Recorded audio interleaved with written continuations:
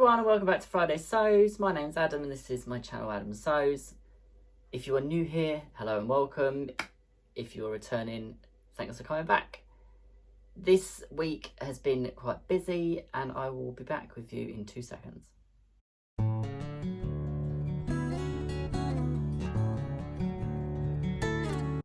So this week I've done quite a lot, which is something that I seem to say a hell of a lot of the time and it's really boring. But I managed to get quite a lot done.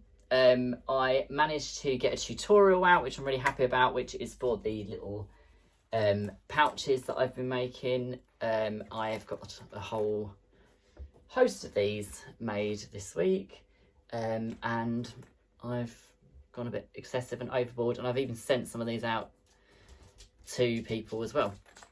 So these aren't just the only ones I made. I think I made another 4. So I have made all my little pouches. There's either the flat pouch or the boxed pouch. They both zip up. They're great as pencil cases or makeup bags or so on and so forth. They're also really good for quilting supplies and different things. So if that is something you want to look at making, I will link the video either in the cards or in the description box below. So the other thing that I managed to get hold of this week was a thread stand for using my huge Aurifil spools when I'm quilting with my Bernina stitch regulator, because the big spools don't fit on the Bernina, so they will fit on this. Dobby, leave the shoe alone. Move. Good boy. Apologies. There's one pair of my husband's shoes that he's absolutely obsessed with at the moment and keeps chewing the laces on them. And he's now going to try and climb up me, probably. So, other thing this week, I managed to self-draft myself a tool caddy, which you might have seen on Instagram. I am literally obsessed with it. I'm so happy with how it turned out. So this is my tool bag for throwing all of my gubbins in. So I've got my quilting gloves in the pocket at the end. I've got my pattern weights, which are just great big washers. These are inside Alice. There's a pen in there as well. There is nothing in the Queen of Hearts. Internally, I've got my rulers, my 12-inch rulers. I've got some sellotape, some glue sticks for quilting. I've got my mannequin pin cushion. I've got an old rotary cutter which I use for cutting paper. I've got my scissors. Just all sorts of gubbins really. And it's just stuff that I need to hand, but I don't want rolling around, so it just now goes in my caddy. I've got 2 mesh pockets on the back. There's one large mesh pocket in the front internal, and there's 2 small pockets in the back inside, so there's plenty of pockets.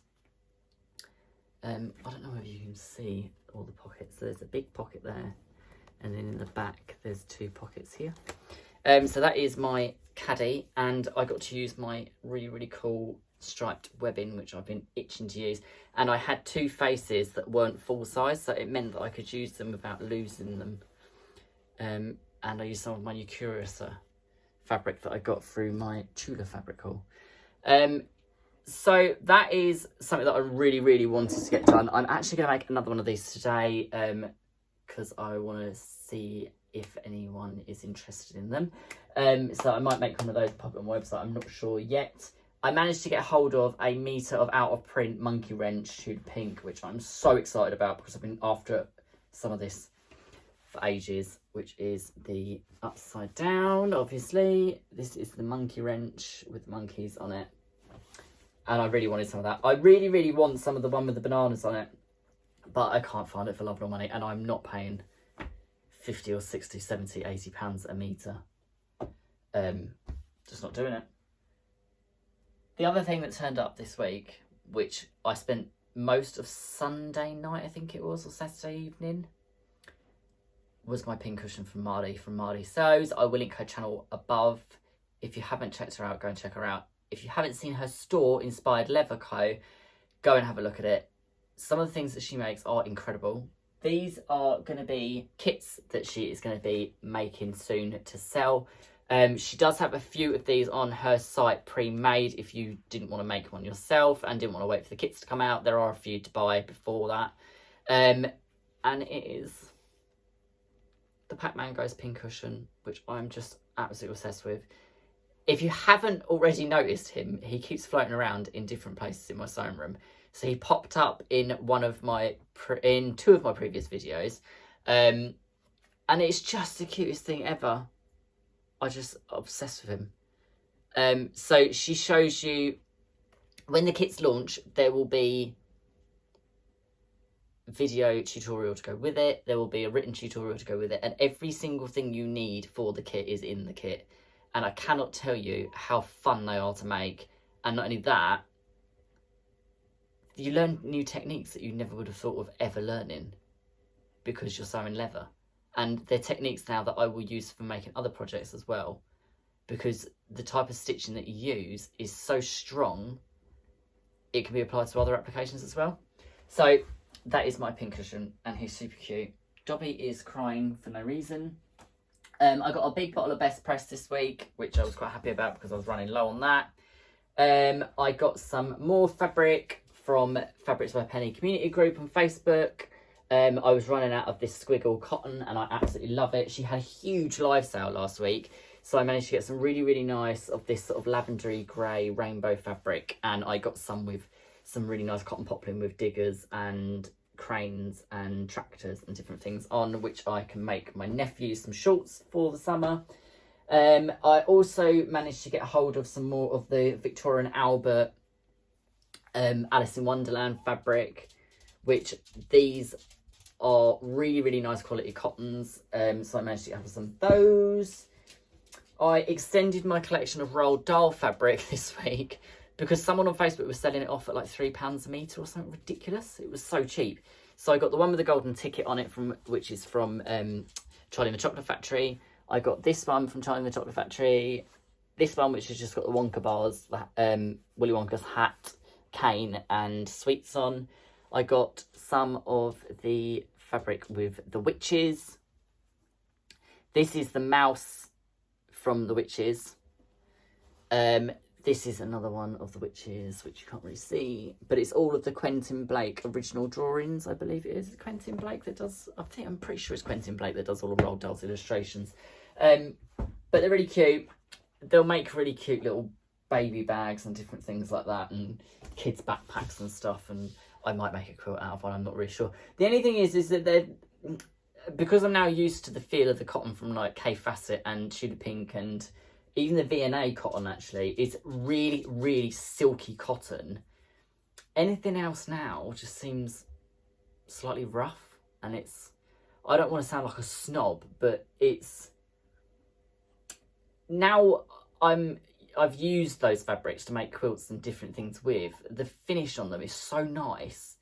When you use something else that's not ridiculous price per metre, it just doesn't feel as nice. And I don't know whether it's just because it needs washing or whether it's like got sizing or starch on it. But I'm just being prissy, I think. So I think that is it for this week. Let me just look around the room. Actually, that isn't it for this week. So I put out a new reel on my Instagram, just messing around as usual, making myself look like a fool, of the sewing machines that I have accumulated and some of the ones that I've got that are in that reel. And then I did a bad thing. Wednesday night, I was scrolling through Facebook Marketplace. Come here. He wants a cuddle. I was scrolling through Facebook Marketplace and someone was selling, just so you know, Trish, if you're watching, look at the size of this beast that he has become. He's huge and he wants to kiss everyone. Yes, Dobby, I know. Absolutely huge, aren't you? Absolutely big, fat, huge. Aren't you? Yes. Right. Get down for a minute. I was scrolling through Facebook Marketplace and I've got a Janome 1600p, which I got really, really ridiculously priced, which was, shh, a minute, shush a minute, let me finish filming, shush. And it was, I can't even remember how much to pay for it. It was a silly price and it was from a shop that was shutting down. And then the other night I was just scrolling through and it came up on my recommended things on Marketplace. And there was another lady selling another Janome 1600p. This is a newer model, which you might be able to see down there, just behind my teacup. And it's the QE or QC edition or whatever it is, the quilters one. She wanted £20 for it. So I had to have it. I mean, how can you not have a machine for £20? That machine retails at over £1,200 or something ridiculous when it came out. So I've got another one now. But it is what it is, isn't it? At the end of the day. It's nice to have backups. That's what I keep telling myself. It's nice to have a backup. And when you're doing binding on those bags and you're going through 1, 2, 3, 4, 5, 6, 7, 8, 9, 10 layers of cotton on the binding and 2 layers of fusible fleece, I don't want to ram that through my Bonina. I can quite happily ram that through that because the machine cost me £20. If I break it, I'm not going to cry. So that's it for this week. Thanks for tuning in. Anyone that I mentioned will be down below. There's also a list in all of my videos of people that I watch and people that are really great and people that, if you want to go and find more people on YouTube, have a look at some of them because they're brilliant. And I'll see you all soon. Take care. Bye.